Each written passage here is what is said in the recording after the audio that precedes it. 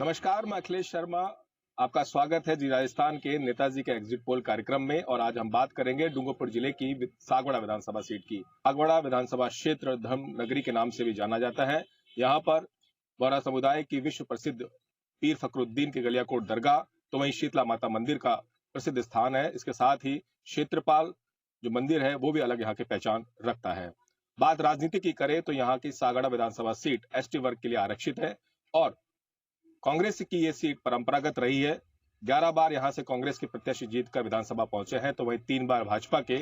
और पिछले विधानसभा चुनाव में बीजेपी और कांग्रेस को हार का रास्ता दिखाते हुए बीटीपी के राम प्रसाद डिंडोर ने यहां से जीत दर्ज की थी। आज हम यहां के वोटर्स से जानेंगे सागड़ा विधानसभा सीट के विधायक राम प्रसाद डिंडोर के कार्यकाल के बारे में, उनके कामकाज के बारे में, सरकार के कामकाज के बारे में। इन्हीं सब मुद्दों को लेकर हम जाएंगे जनता के बीच और जानेंगे नेताजी का एग्जिट पोल। तो चलिए चलते हैं, बात करते हैं वोटर से, टटोलते हैं नब्ज सागड़ा विधानसभा सीट से।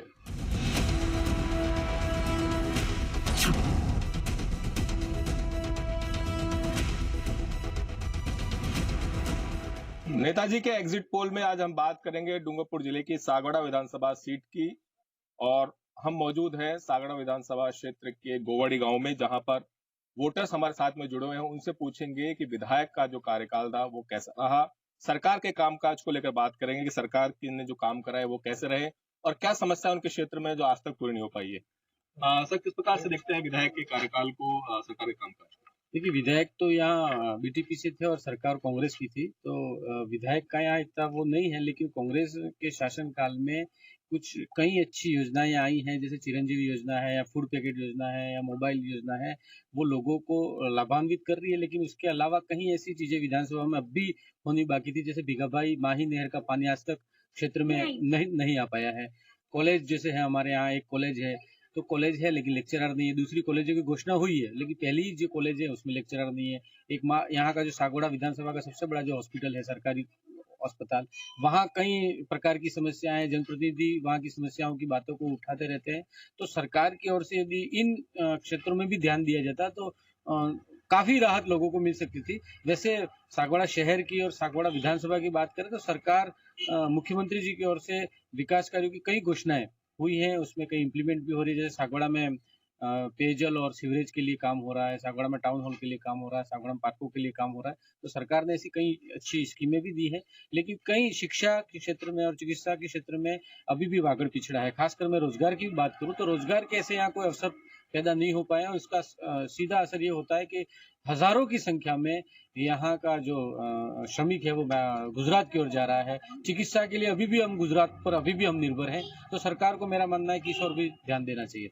विधानसभा चुनाव आने वाले हैं, किस प्रकार का उम्मीदवार और सरकार होनी चाहिए? देखिए, विधानसभा चुनाव आ रहे हैं, उम्मीदवार ऐसा होना चाहिए जो सर्व समाज को साथ में लेके चले। पिछले दिनों में यहाँ सामाजिक समरसता बिगाड़ने का काफी प्रयास हुआ है, तो हम ही क्या पूरा क्षेत्र ये चाहता है कि ऐसा उम्मीदवार हो जो 36 कौमों को, सभी समाजों को, जो वागड़ में जो रहती है सभी समाजों को साथ में लेके चले और क्षेत्र का विकास कर सके।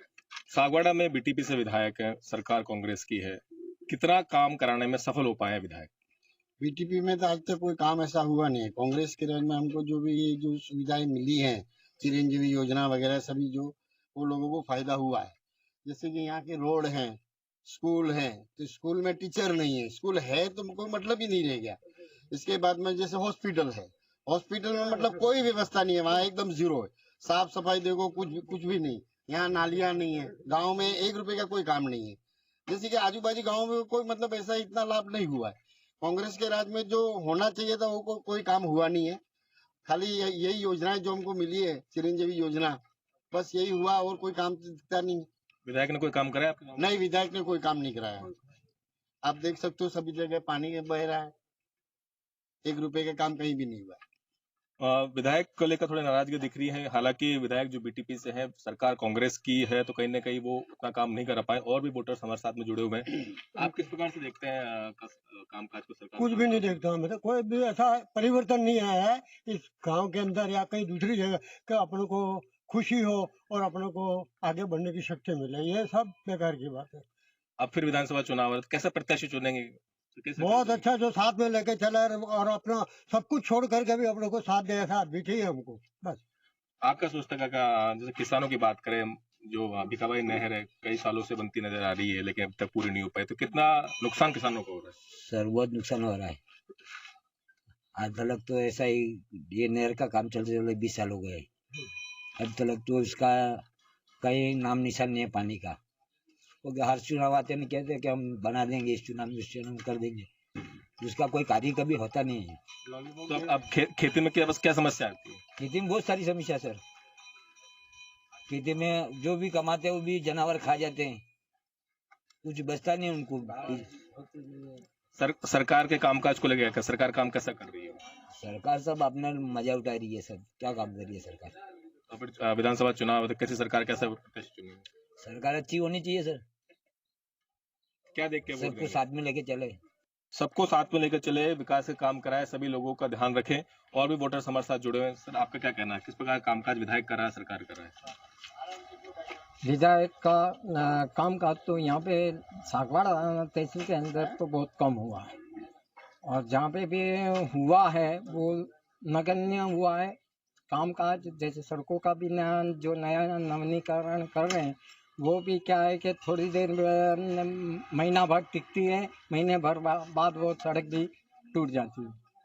इसलिए विधायक के कामकाज तो कुछ हुए ही नहीं है। सरकार का कामकाज सरकार का कामकाज तो ये है कि सरकार वो बात बेटी है, यहाँ पे जो है जैसे हर गांव में अलग अलग पंचायतें हैं, पंचायतों में भी जो है, जैसे यहाँ की पंचायत है बीजेपी की पंचायत, अब बीजेपी की पंचायत होते हुए यहाँ का जो पैसा आना चाहिए वो भी नहीं आ रहा है, और जो पंचायत काम करवाना चाहती है तो वो भी नहीं हो रहा है। जैसे गांव में नालियों का काम है तो अभी तक नालियों का काम भले उन्होंने बहुत बार ऐसे प्रोसेस में लिया है लेकिन अभी तक नालियाँ बनी नहीं। रोड भी कम से कम 5 साल हो गया, रोड भी बनना बंद हो गया, वो भी टूट के मेन सड़क से अंदर गांव में आते हैं तो वो भी रोड भी टूटा फूटा हो गया। तो कहीं ना कहीं ग्रामीण विकास के काम को लेकर लोगों में नाराजगी है। सरकार कांग्रेस की है, पंचायत जो है वहां पर बीजेपी के समर्थित लोग हैं, विधायक जो कि बीटीपी से है, और भी वोटर्स हमारे साथ जुड़े हुए हैं, उनसे जानते हैं किस प्रकार कामकाज विधायक कर रहा है और सरकार का। सर, किस दृष्टि से देखता है सरकार विधायक के कामकाज? विधायक यहाँ से बीटीपी से हैं, भारतीय ट्राइबल पार्टी से, और उन्होंने ज़्यादातर गांव का दौरा ही नहीं किया है, मतलब लोगों से मिले ही नहीं है। 5 सालों में उनका समय जो आदिवासी क्षेत्रों में ही निकला है और दूसरे वर्ग के लोगों से मुलाकात नहीं कर पाए। इसकी वजह से कई विकास के कार्य अवरुद्ध हुए हैं और आगामी विधानसभा चुनाव बहुत करीब है। अब लोग ऐसा प्रत्याशी चाहते हैं कि जो कुछ काम कर सके। विधायक के कामकाज को लेकर नाराजगी कहीं ना कहीं दिख रही है। उन्होंने एक जाति विशेष को लेकर ही इस तरह के जो लोगों का कहना कि काम किए हैं, सभी वर्गों को साथ लेकर काम नहीं किया है। और भी वोटर से सर, आप किस प्रकार से देखते हैं काम? सर, हम इस प्रकार से देखते हैं, हमारे गांव के जो वडीलों ने अभी जो आपसे बात की है उस हिसाब से, युवा के हिसाब से मैं देख रहा हूं कि हमारे गांव में जो कैंडिडेट है वो बीजेपी कार्यकर्ता है सब। और यहाँ हमारे गांव में जितनी भी समस्या हम पंचायत में अब शो करते हैं, पंचायत से हमारे आगे कोई भी एक्शन लिया जा ही नहीं रहा है, तो फिर विधायक किसको मालूम पड़ेगा कि हमारे गाँव में क्या समस्या है? विधायक को पता कैसे चलेगा हमारे गांव में क्या प्रॉब्लम चल रही है क्या नहीं? हमारे गांव में किसान की बात करोगे तो हमारे गांव में 50% जो प्रॉपर्टी है, गांव में जो किसान खेती करता है उस जगह पे आप जाके देखो तो इंसान को क्या मतलब ट्रैक्टर भी नहीं जा सकता, ऐसी स्थिति है। और वो रोड हमारे गाँव में अगर आप देखे जाओ तो 3 से 4 बार इशू हो गया है, फिर भी वो रोड बना है नहीं। लेकिन ये कमी है, वो जो कैंडिडेट खड़ा रहता है हमारे गाँव में जो सदस्य है उसकी वजह से एक तकलीफ है। बाकी विधायक को तो आगे जाके अगर ये प्रोसेस वो आगे पहुंचाए तो हमारे गांव में काम होगा। हमारे गांव में जो कैंडिडेट है वो ही काम नहीं करवाना चाहता तो फिर ये प्रोसेस हमारे गांव में साफ सफाई हर जगह कैसे होगी? हर सालाना जो पैसा आता है गांव में साफ सफाई का, 1 भी रुपया हमारे गांव में सिर्फ सालाना हर मंथली कम से कम 5,000 इन्वेस्टमेंट होता है हमारे गांव में साफ सफाई का। और 5,000 में, इतने बड़े गाँव में 5,000 में साफ सफाई नहीं होती है, चौक तक साफ नहीं होगा 5,000 में। सरकार के कामकाज को लेकर सरकार का कामकाज तो हमारे गांव में अगर मेरे हिसाब से तो बराबर है, लेकिन हमारे गांव के हिसाब से जो प्रोसेस आगे नहीं करना पड़ता है वो नहीं कर रहे, इसके लिए हमारे गांव में कुछ प्रोसेस हो नहीं रहा है। बाकी सरकार तो अच्छी है, हर जगह लाभ दिया कांग्रेस सरकार ने, इस बार कोई कमी छोड़ी नहीं है। सागवाड़ा विधानसभा क्षेत्र में पहले भी हमने कई वोटर से बात की और अब हम आए हैं खड़गदा पंचायत में, जहां भी जो वोटर्स वो हमारे साथ में है। सागवाड़ा से बीटीपी के जो रामप्रसाद डिंडोरा वो विधायक है जो कि बीजेपी और कांग्रेस को हराकर विधायक बने थे। उनका कार्यकाल किस प्रकार से रहा, सरकार का कामकाज किस प्रकार से रहा, इन्हीं सभी बातों को लेकर आज हम वोटर्स की नब्ज टटोलेंगे। हमारे साथ में कुछ वोटर्स मौजूद हैं। सर, किस प्रकार से देखते हैं विधायक के कामकाज को, सरकार के कामकाज को? अब तक जो सरकार ने कामकाज किए हैं उसमें वैसे तो सभी तरह से अच्छे कार्यक्रम रहे हैं।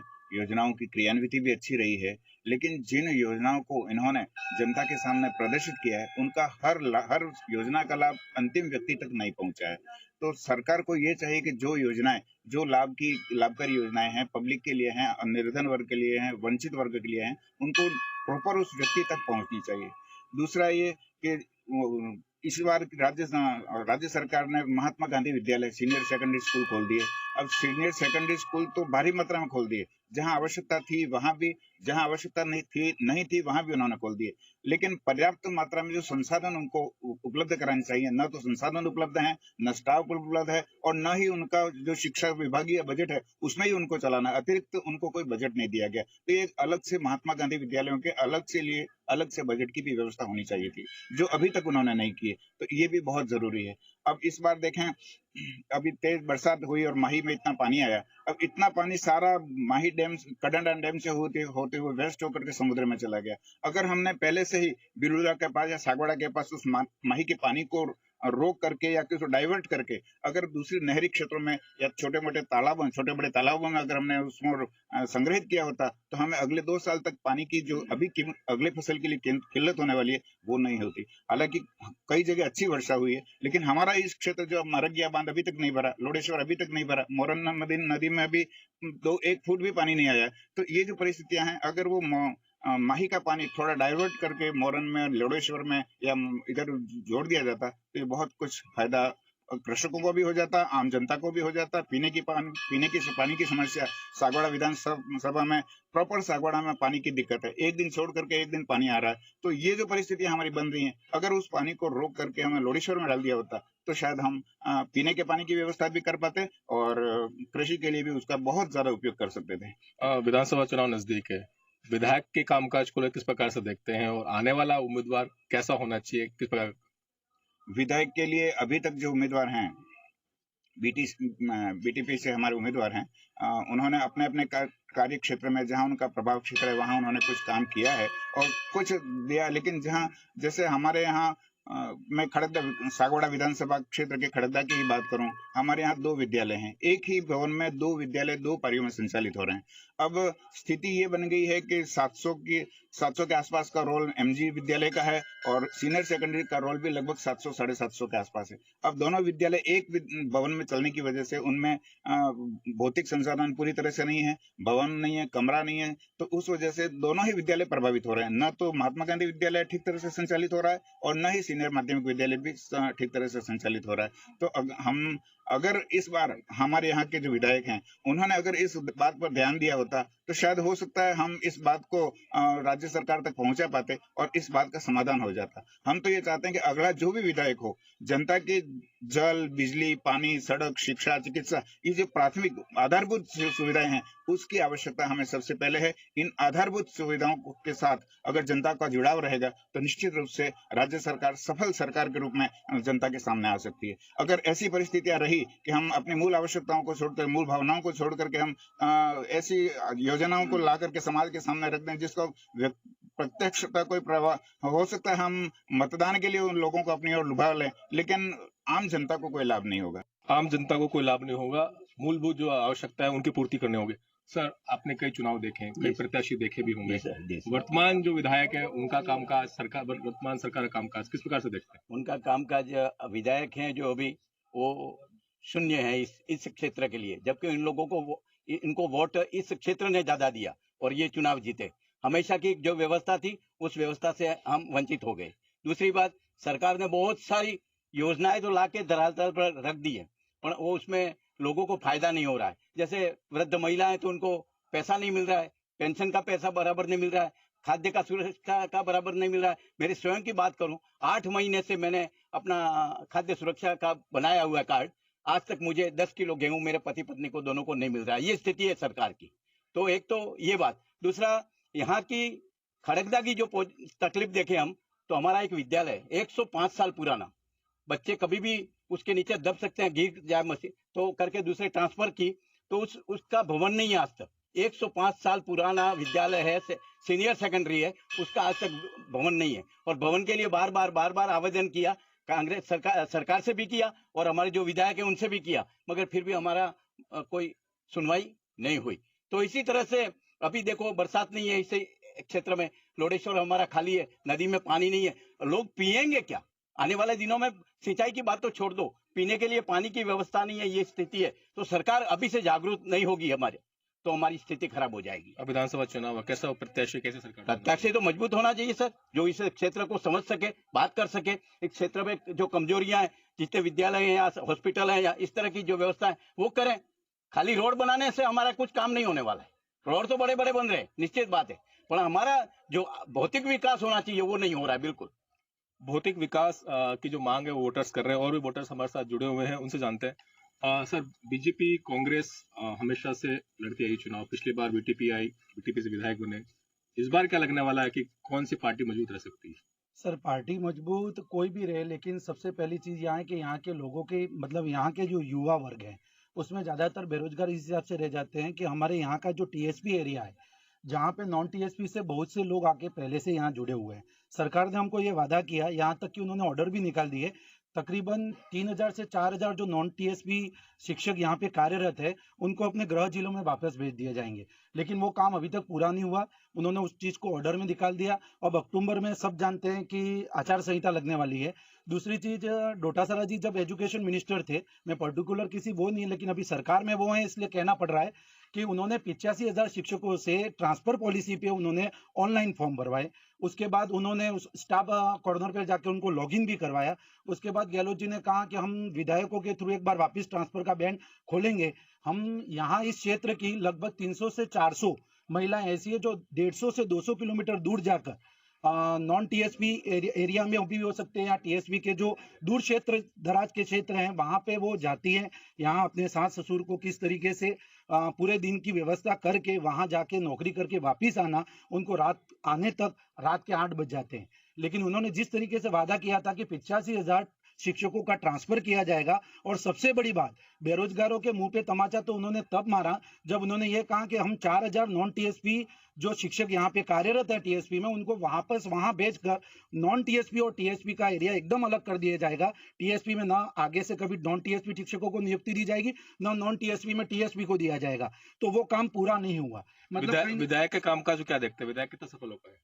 विधायक का बात यहाँ पे यह है कि वो एक समुदाय को लेके चल रहे हैं। मेरा मानना यह है कि भविष्य में जो भी चुन के आए, चाहे वो बीजेपी से हो, कांग्रेस से हो या किसी भी और तीसरी पार्टी से हो, सभी समाजों के युवा और सभी समाजों के वृद्ध लोगों को साथ में लेके चले तो इस तरीके का नेता ज्यादा अच्छा होगा और हम भी उनके साथ रहेंगे। सभी वर्गों को साथ लेके चले ऐसा उम्मीदवार जो कि आने वाले चुनाव में चाहिए।